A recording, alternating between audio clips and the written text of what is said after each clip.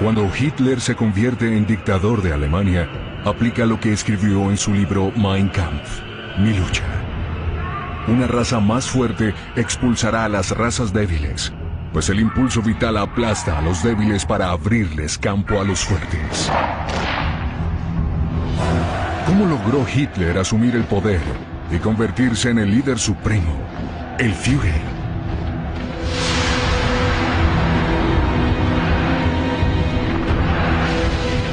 Apocalipsis, el Führer. Marchando a la guerra. Nuremberg, 1929.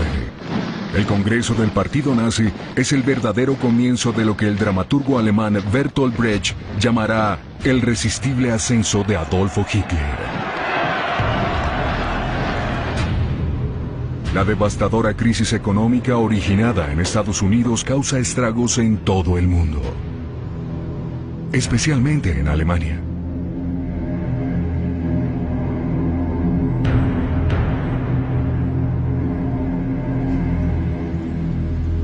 Una tras otra, las fábricas cierran sus puertas y el número de desempleados llega a la pasmosa cifra de 6 millones.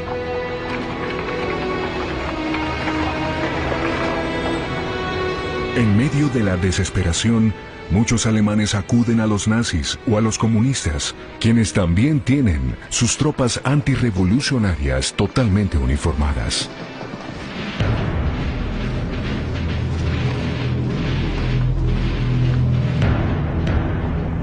Los comunistas y los nazis chocan violentamente en todas las elecciones posteriores.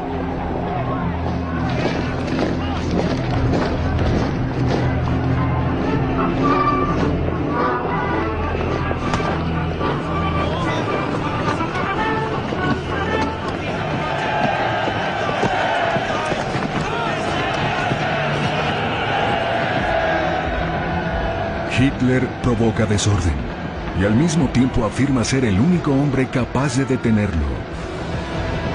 Esta táctica de chantaje resulta eficaz. Hitler atrae a los dueños de pequeños negocios y a propietarios de viviendas a su causa, denunciando la amenaza de la plaga roja, los marxistas igualitarios.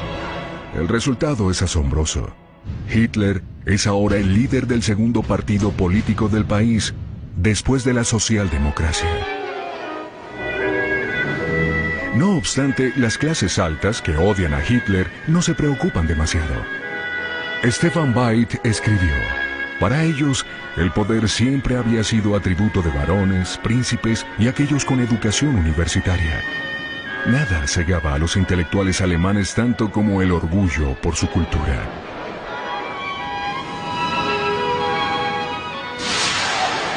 Entretanto, el ascenso de Hitler continúa. En solo un año, domina la extrema derecha en Alemania. Las asociaciones de veteranos, tales como los Cascos de Acero, con 500.000 de miembros, tendrán que obedecer sus órdenes.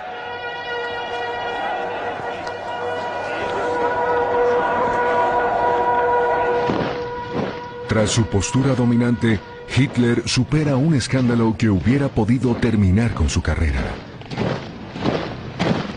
Rumores de un drama personal circulan en la prensa.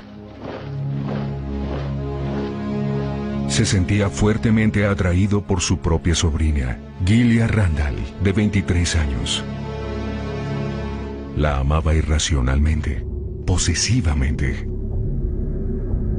Ella acababa de suicidarse. Vivía con él en su apartamento de Múnich. Gilia le confió a una amiga: mi tío es un monstruo. Nadie podría imaginar lo que me exige. Ella quería dejarlo y terminó muerta. Se lanza una campaña de prensa en su contra, acusándolo de perversión sexual y aún de ordenar el asesinato de Gilia. En medio de una profunda depresión, Hitler amenaza con suicidarse también. Preocupados, los miembros de su séquito deciden actuar. Su fotógrafo Heinrich Hoffmann le presenta a una de sus secretarias. Se parece a Gilia. Su nombre, Eva Braun, una joven de mundo que reúne las condiciones. La cautiva la popularidad del líder del partido nazi.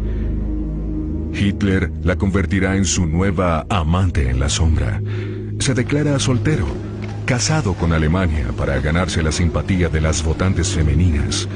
Al lado de Eva, Hitler recupera su combatividad como animal político en un momento en el cual se acerca el fin del mandato del presidente de Alemania, Hindenburg. Hitler es candidato para sucederlo en 1932. Tan solo 10 años después de su intento de golpe de Estado y su arresto, Hitler está a punto de convertirse en presidente de Alemania. Somete a los alemanes a una intensa campaña mediática. El jefe de propaganda nazi, Joseph Goebbels, idea una campaña ultramoderna con el uso de aviones, la primera de su estilo en Europa. El avión comercial más grande del momento lo proporciona el director de la aerolínea Lufthansa, quien no rechaza la oportunidad de publicidad gratuita.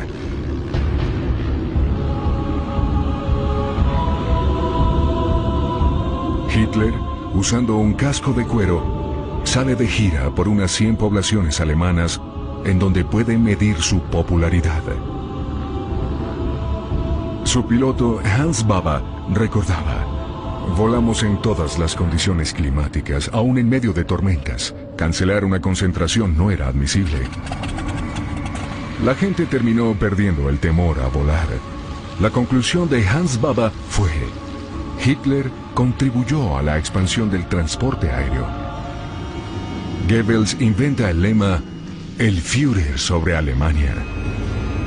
Forja así el mito de Hitler como Salvador Supremo durante esta campaña electoral aérea, cuidadosamente grabada y luego proyectada en todo el país. Pero Goebbels no puede descansar aún. La campaña vale mucho dinero, y los magnates industriales aún recelan los métodos violentos de Hitler. Los nazis cobran a cada persona que llega a oír a Hitler el equivalente a €1. Aún así, esto no desanima a sus seguidores. Un testigo, von Spaun, describe su reacción. De pronto sentí los ojos de Hitler sobre mí, y fue algo que influyó en mí para el resto de mi vida.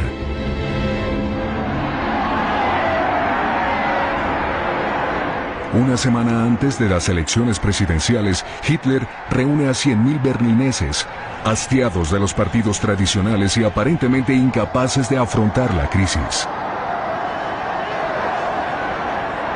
Jutta Gudiga, de 20 años, está entre la multitud.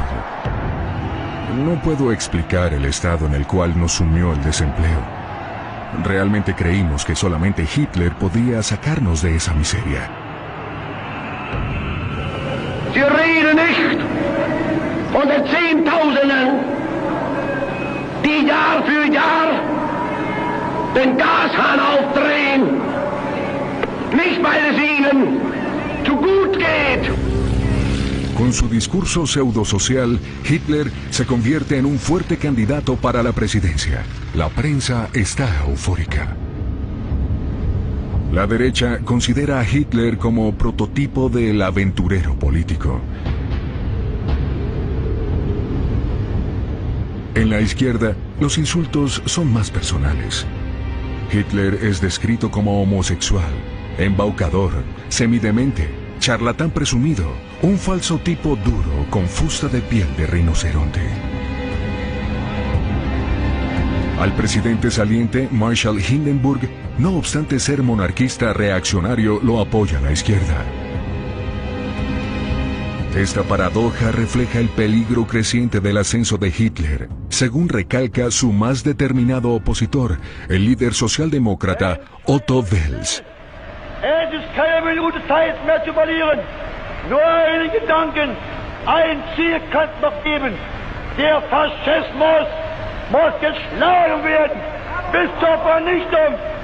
Arbeit und durch für die Freiheit, die Republik und die deutsch geschaffene Arbeit. 10 de abril de 1932. El pueblo anuncia su veredicto. Hitler no será presidente. 13 millones de alemanes votaron por él, una tercera parte del electorado. Es enorme, pero no suficiente.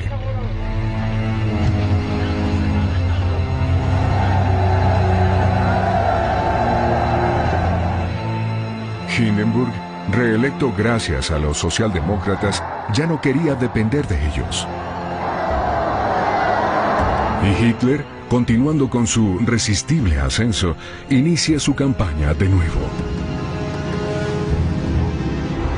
Pronuncia 5 discursos cada día y su séquito se tambalea. Uno de sus asistentes íntimos dijo: éramos como asistentes que tienen que recuperar a su boxeador entre asalto y asalto. Pero Hitler se alimenta de las multitudes y se deja llevar por su propia locuacidad. Die Gegner werfen uns Nationalsozialisten vor, und mir insbesondere, dass wir intolerante, unverträgliche Menschen seien. Wir wollten, sagen sie, mit anderen Parteien nicht arbeiten. Die Herren haben ganz recht. Wir sind intolerant. Ich habe mir ein Ziel gestellt, nämlich die 30 Parteien aus Deutschland hinauszufegen. Para Hitler, el primer partido que debía eliminarse en la campaña de elección de 1932 era el Partido Comunista. Las tropas de asalto reciben el encargo. Tienen ahora 400.000 hombres. Se autofinancian pagando sus propios uniformes y equipos. Uno de estos hombres, Wolf Taubas, trabaja en una charcutería en Hamburgo. Está listo para unirse a su unidad motorizada de inmediato. Dijo: tenía un solo pensamiento: arriesgar mi vida por Alemania. La humillación del Tratado de Versalles me había convertido en un apasionado defensor de Hitler.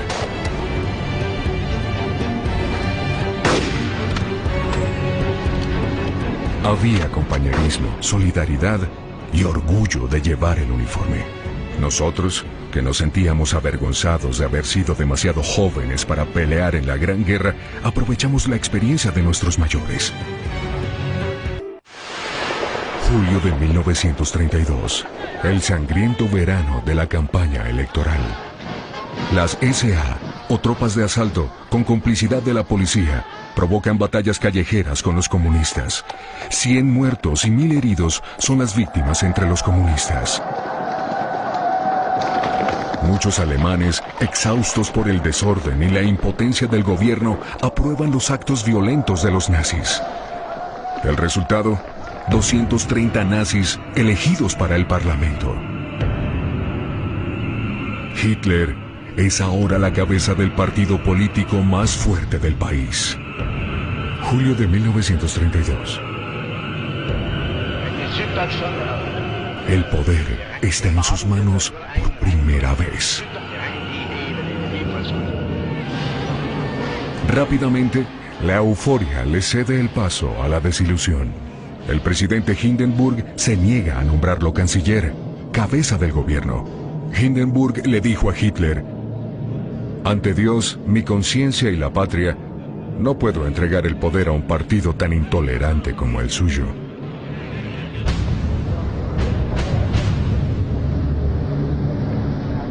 No obstante, Hindenburg le ofrece un cargo en el gobierno. Pero Hitler no se considera un político corriente en busca de una posición ministerial. Quiere todo el poder y establecer un estado totalitario. En pocas semanas, Goebbels, cabeza del grupo parlamentario nazi, logra paralizar el proceso democrático. No se logra formar mayoría. Ahora, Goebbels dice: es tiempo de disolver esta asamblea que ya no refleja la voluntad del pueblo. Se convoca a elecciones de nuevo, las terceras en un año. Se llevan a cabo en noviembre y Hitler las considera otra oportunidad para obtener ganancia. Die Energie und die Zähigkeit gehabt, von den damaligen 1000 Mann vor 10 Jahren bis heute 14 Millionen zu machen. Und ich werde aus den 14 Millionen die 20 und die 30 Millionen machen.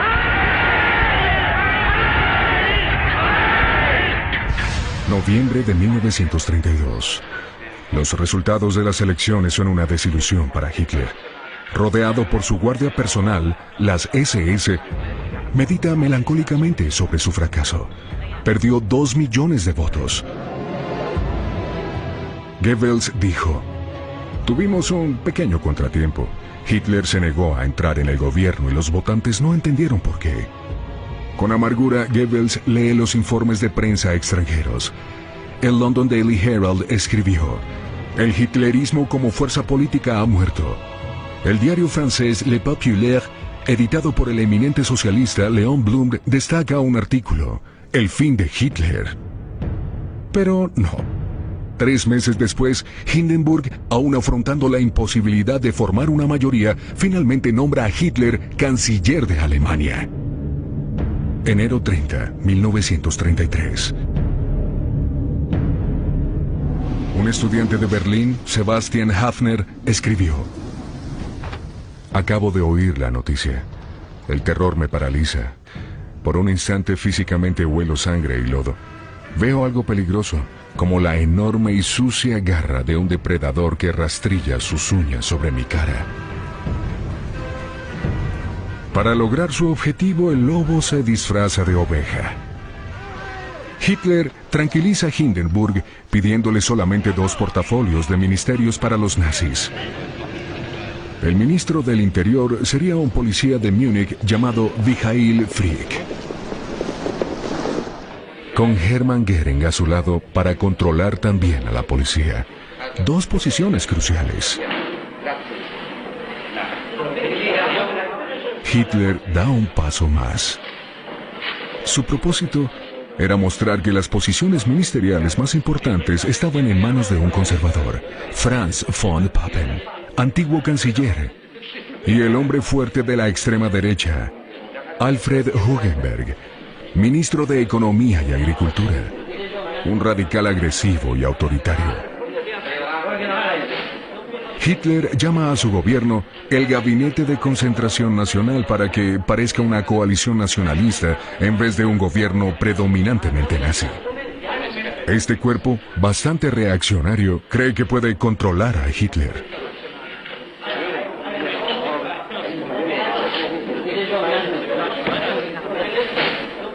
Von Papen comete un error costoso cuando le dijo a Hugenberg: "Hitler es nuestro hombre", a lo cual Hugenberg respondió: "Nosotros lo supervisamos a él".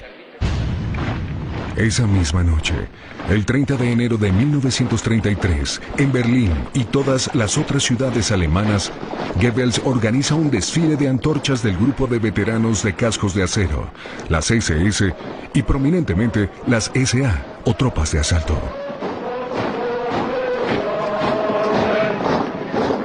Goebbels dice que 1 millón de personas marcharon en el desfile, pero el cálculo del agregado militar británico es de menos de 15.000 manifestantes, quienes por órdenes de Goebbels dan vueltas en círculo durante horas. Pasan bajo la ventana del presidente Hindenburg, de 85 años, quien, creyéndose en Verdún en 1916, le dijo a su edecán: "Nuestros hombres marchan bien. Han tomado muchos prisioneros". Hitler, en la Cancillería, recibe un tributo frenético. Louise Schmidtmetz, profesora de escuela de Berlín, dijo: "Fue una embriaguez sin vino". Y agregó: "Oí que la gente gritaba: 'Muerte a los judíos'.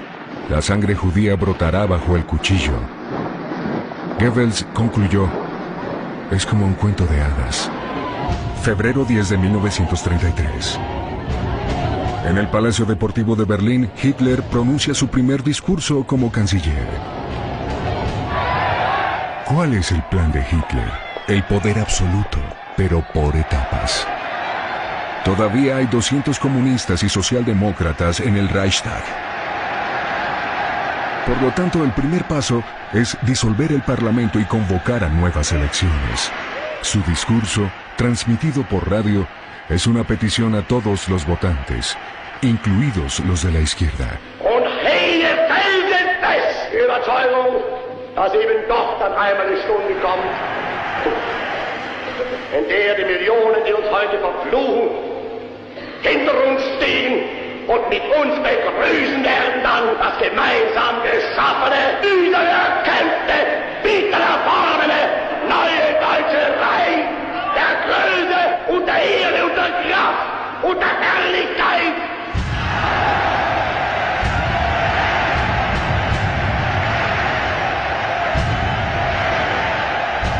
Con este discurso relativamente conciliatorio, Hitler continúa adelante usando una máscara. Goebbels, sin embargo, aclara la situación para la base de votantes nazi, volviendo a los fundamentos: antisemitismo y violencia. Und wenn die jüdischen Zeitungen heute glauben, auf versteckte Drohungen die nationalsozialistische Bewegung einschüchtern zu können, sie sollen sich hüten. Einmal wird unsere Geduld zu Ende sein und dann wird den Juden das freche Lügenmaul gestopft werden.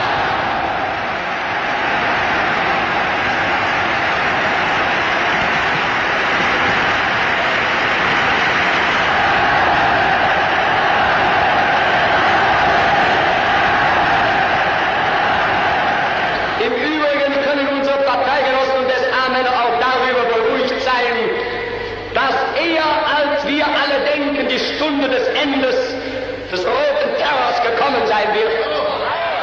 Und wir werden den Herren vom Karl-Liebknecht-Haus bald Töne beibringen, die sie noch niemals vernommen haben.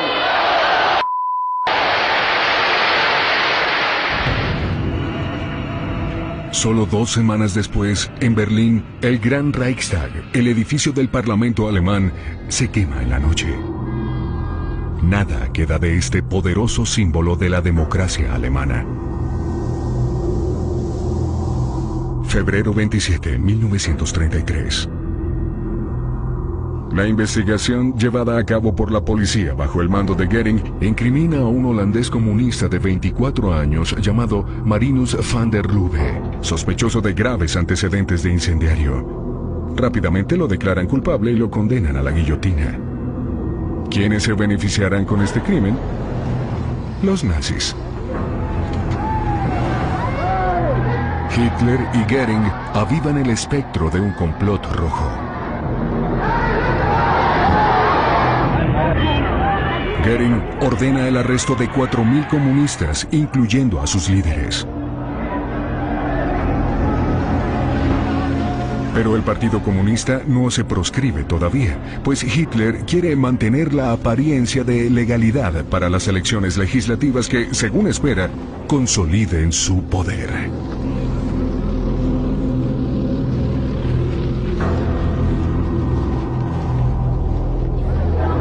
Los alemanes, hastiados de las campañas electorales y el desorden, ven una acción renovada por parte de las tropas de asalto en todo el país para proteger a la población de los ataques comunistas, según los nazis.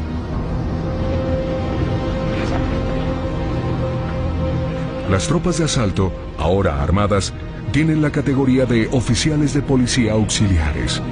En toda Alemania se instalan frente a las sedes de los partidos izquierdistas y de los sindicatos de trabajadores. De nuevo, fomentan la violencia, mientras Hitler sigue jugando la carta electoral para tranquilizar al presidente Hindenburg, cada día más cansado.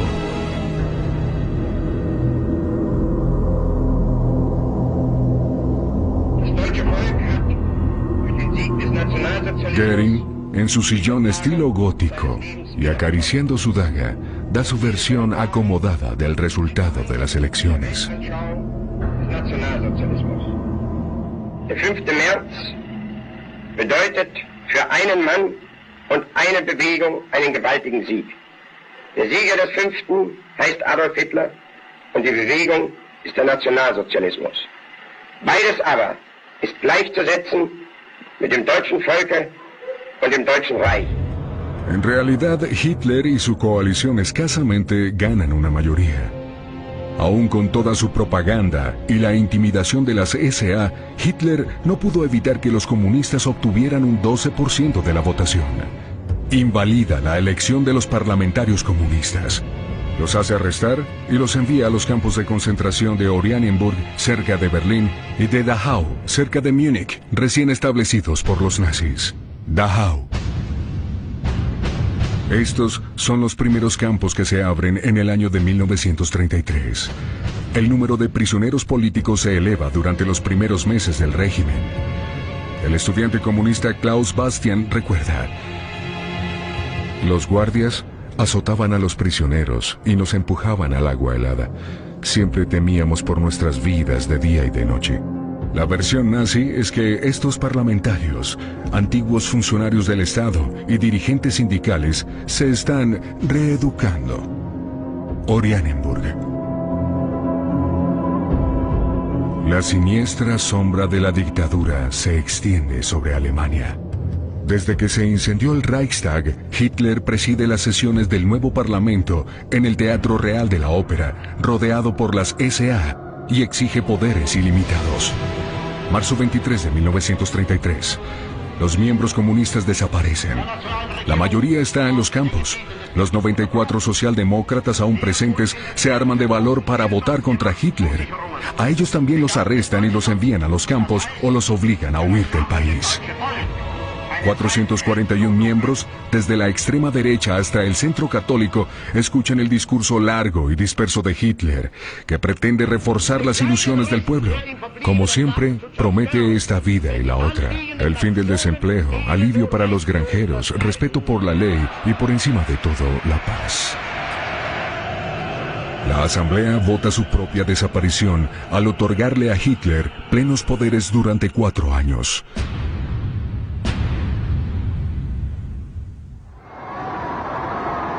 Ya el presidente Hindenburg no puede refutar las decisiones del canciller. Al sonido de ovaciones, la democracia en Alemania muere. El hecho de que Hitler, cuyo poder se basa en el antisemitismo, ahora dirija uno de los países industrializados más avanzados del mundo, se considera una amenaza. Nueva York. En todo el mundo, manifestaciones en contra de Hitler, como esta en Nueva York, protestan contra su barbarie, su oscurantismo y su antisemitismo. Todos piden un boicot mundial a los productos alemanes. Para disuadirlos, Hitler ordena un boicot de un día de tiendas judías en Alemania como advertencia. Los judíos en Alemania ven con horror carteles de las SA. Carteles que dicen: ni un centavo para el capitalismo judío, compre alemán, y los judíos son la causa de nuestra ruina. Es el comienzo de la persecución. Edwin Landau, dueño de una tienda grande en Prusia Oriental, escribió antes de emigrar a Palestina con su familia: cambié por completo en el transcurso de pocas horas. Este país y este pueblo, a quienes había respetado y amado hasta entonces, se habían convertido de pronto en mis enemigos. Ya no era alemán, o ya no tenía derecho a ser alemán. Me sentía avergonzado de haber pertenecido en algún momento a esa nación, avergonzado de la confianza que había depositado en tantos que ahora se quitaban sus máscaras para revelarse como mis enemigos.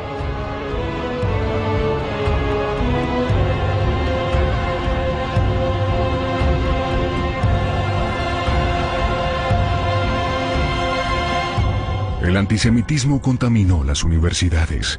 El nazismo pervierte las mentes de las personas, volviéndolas en contra de la cultura moderna e imponiendo una ideología intolerante y sectaria que llevará a los estudiantes mismos a quemar libros. El líder socialista francés Léon Blum escribió: lo que se necesitaba en Alemania era que los comunistas y los socialdemócratas pelearan juntos. Pero los socialdemócratas no estaban dispuestos, y en cuanto a los comunistas, Moscú les había impartido órdenes. Ninguna alianza con los socialdemócratas, descritos como sociotraidores. Las órdenes suicidas de Stalin fueron un regalo para Hitler.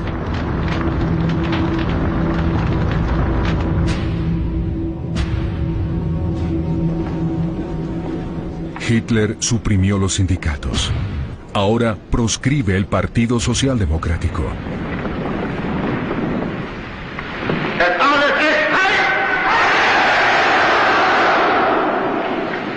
Die große Zeit ist jetzt angebrochen.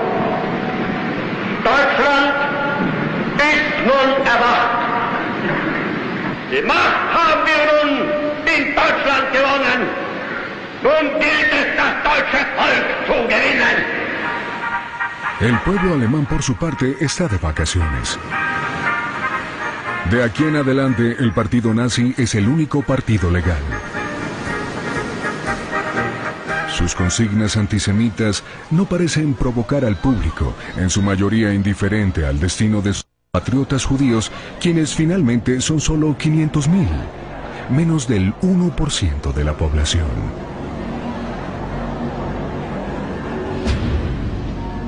La mitad de los judíos alemanes logra emigrar.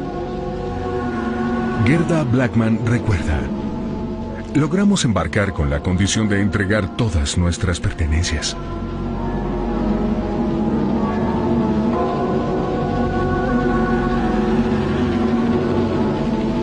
Pero los judíos alemanes más pobres no lograron salir de Alemania. Fueron deportados a los guetos orientales y luego exterminados en los campos.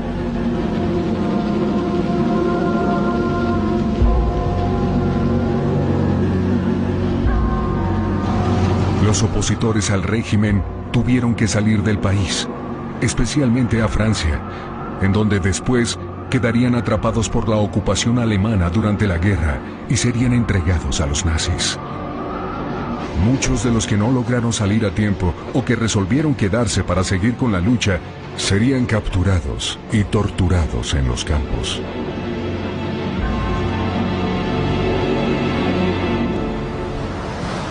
La mayoría de alemanes acepta el régimen totalitario.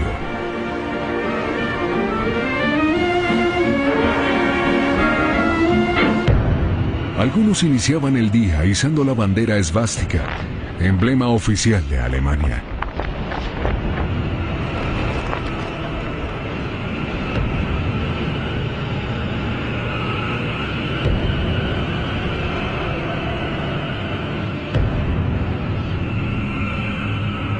Otros, con la prensa silenciada por Hitler, solo leían periódicos nazis.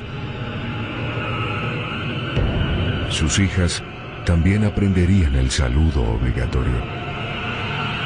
Sus hijos ingresarían al movimiento de las juventudes hitlerianas, que perfeccionaría sus tendencias agresivas. En la escuela, los profesores les enseñan a emplear armas.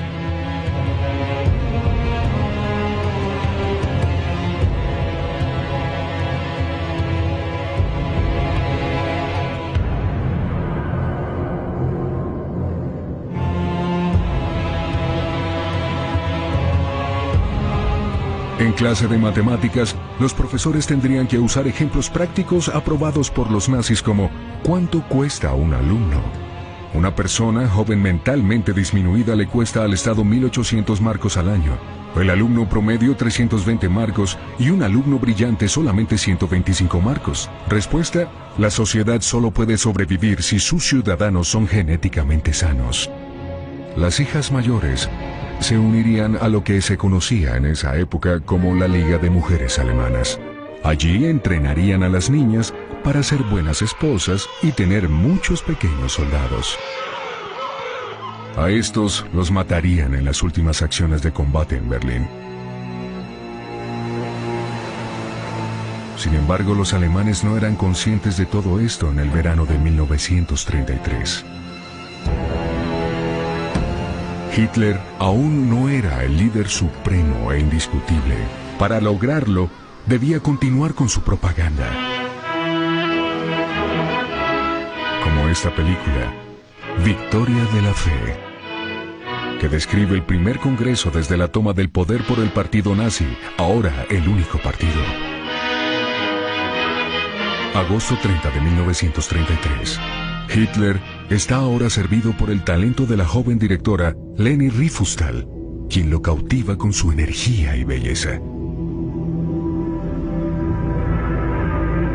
Con ingeniosas técnicas de marcos e iluminación, ella ensalza al nuevo dios de una nueva mística, una mística de raza, del líder, del poder y de sus apóstoles, como el más leal de los leales, Rudolf Hess, uno de los escritores de las leyes antisemitas, o como Joseph Goebbels, bajo quien la propaganda se convirtió en un ministerio importante, o Hermann Göring, quien resucitó la aviación alemana,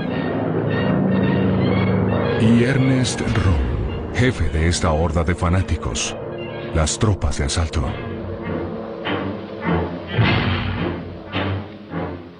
Nadie sospecharía que esta película sería prohibida un año después, porque Röhm, aunque fue cómplice de Hitler en el fallido golpe de Estado en 1923, fue denunciado como traidor. Quizás por ser demasiado cercano a Hitler, o quizás porque la SA es demasiado grande. Es una fuerza que rivaliza con el ejército. Hitler, para obtener el apoyo del ejército, los igualará eliminando a Röhm.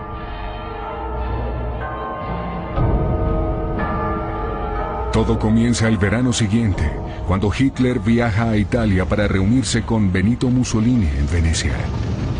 Junio 14 de 1934. Su homólogo mayor, su ejemplo, impacta a Hitler. Busca la aprobación de Mussolini para su plan de anexar a Austria. Mussolini se niega. No quiere que los alemanes se reúnan en sus fronteras. Y no tiene empatía con Hitler, y dijo, me hace pensar en un monje hablador. Mussolini lo lleva a un paseo por Venecia, empezando intencionalmente con su flota de buques de batalla mientras Hitler no tiene fuerza naval. Hitler vuelve a Berlín mortificado. Entiende ahora que hasta que reconstruya las fuerzas armadas no podrá llevar a cabo sus planes.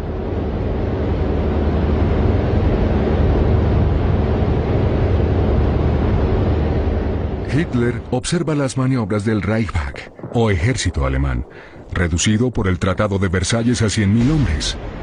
Pocos en número, pero muy bien entrenados.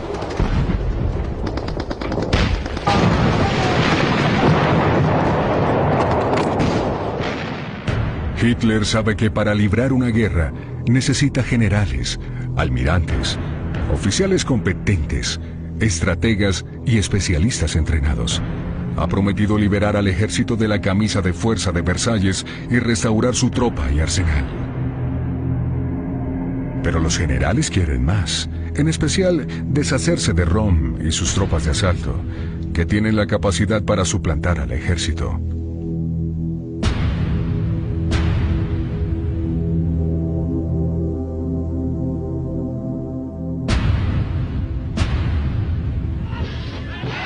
Röhm es fuertemente criticado por tener delirios de grandeza. Le roba el protagonismo a Hitler. A los empresarios les preocupa su declaración de que la revolución nacional socialista no ha terminado. Goebbels dijo, es un bolchevique de incógnito. Han sido socios durante 15 años. Pero la decisión de Hitler es firme: eliminar a Röhm, bajo el pretexto de que planeó un golpe de Estado. Hitler elige a sus verdugos. Himmler, cabeza de las SS. Heydrich, cabeza de la Gestapo. Y Sepp Dietrich, antiguo carnicero que dirige a los guardaespaldas del Führer. Junio 30 y julio 2 de 1934. Un periodo que Hitler llamó la noche de los cuchillos largos. La SS asesina a Röhm y a otros potenciales opositores y peligrosos testigos del pasado de Hitler.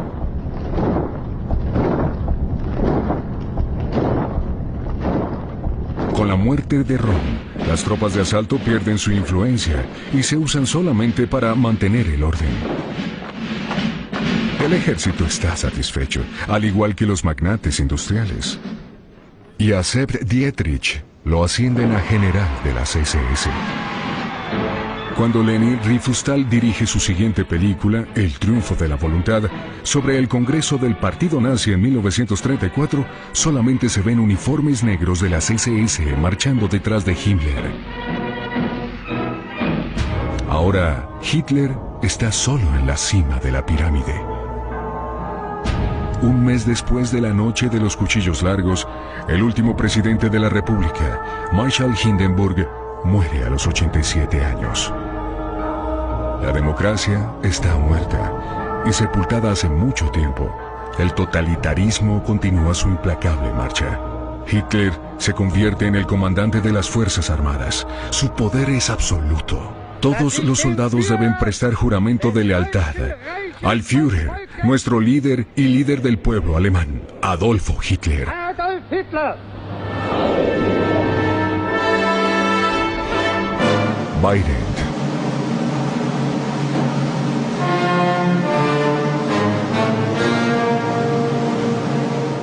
Hitler asiste al Festival de Bayreuth a disfrutar de la música de Wagner, su compositor favorito.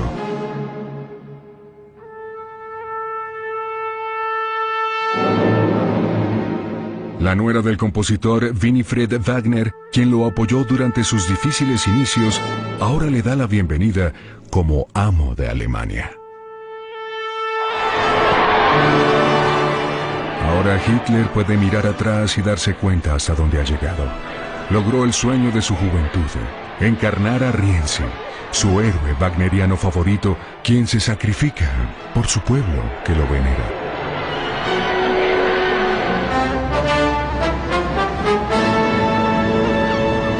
Para comenzar, Hitler se apropiará los éxitos de la República de Weimar, como las famosas Autobahns, que se convertirán en vitrinas del régimen nazi.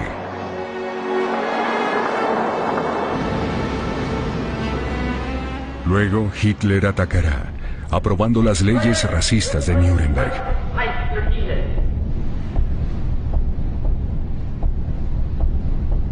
Quemará sinagogas en la persecución de la Kristallnacht, o Noche de los Cristales Rotos, preludio de la solución final.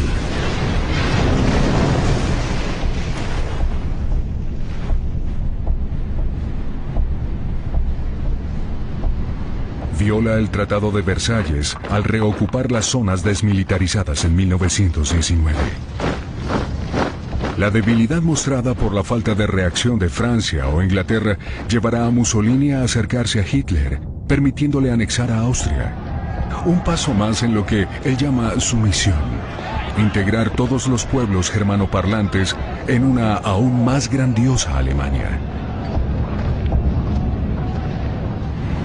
Interviene en la sangrienta Guerra Civil Española, enviando sus bombarderos para aniquilar a la población de Guernica, asegurando así la victoria para los fascistas de Franco sobre los republicanos españoles.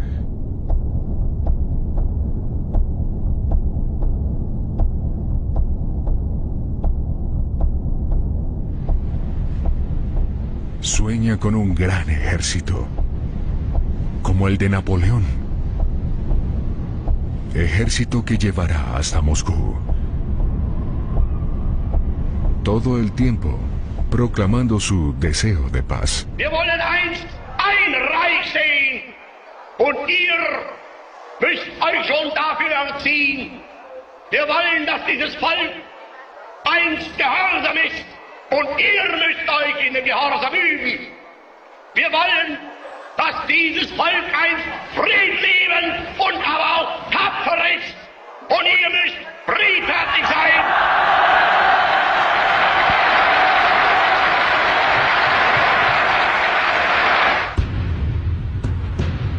Cuando Alemania esté lista, Hitler, obstinado y violento, arrastrará el país y el mundo hacia una larga noche habitada por los fantasmas de más de 50 millones de muertos.